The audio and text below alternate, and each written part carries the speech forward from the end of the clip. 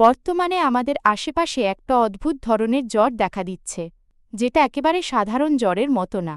হঠাৎ জ্বর হচ্ছে, তাতে চোখ ব্যথা করছে, কাশি কমছে না, আর শরীর এত দুর্বল হয়ে যাচ্ছে যেন কোনো শক্তিই নেই। আপনার পাশের মানুষজনও হয়তো আক্রান্ত। তাহলে জানতেই হবে এটা কেন হচ্ছে আর কিভাবে নিজেকে সুরক্ষিত রাখবেন। অনেক বিশেষজ্ঞ বলছেন এটা এক ধরনের সিজনাল ভাইরাল ফ্লু বা ভাইরাল ইনফেকশন। এর লক্ষণগুলো কিন্তু একটু আলাদা।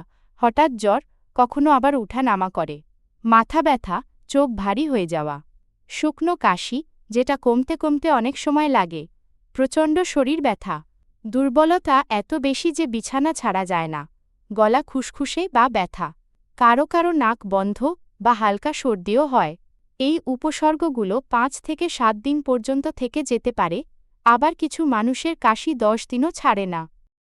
সব জ্বর ভয় পাওয়ার মতো না, কিন্তু কিছু লক্ষণ দেখা দিলে অবহেলা করবেন না। জ্বর ৩ দিনের বেশি থাকে, শ্বাস নিতে কষ্ট হয়, খুব দুর্বল বা মাথা ঘোরে, চোখ ফুলে যায় বা লাল হয়ে যায়, গলা এত ব্যথা হয় যে পানি গিলতেও কষ্ট হয়।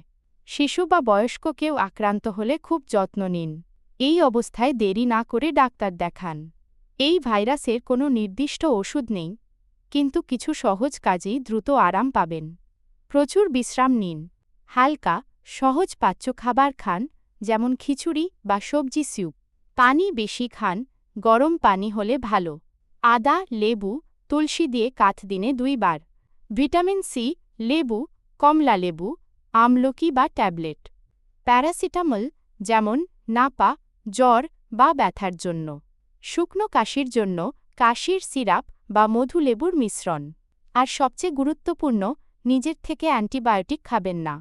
এটা ভাইরাল ইনফেকশন, ব্যাকটেরিয়া নয়। ভাইরাস যাতে ছড়াতে না পারে তার জন্য কিছু নিয়ম অবশ্যই মানতে হবে।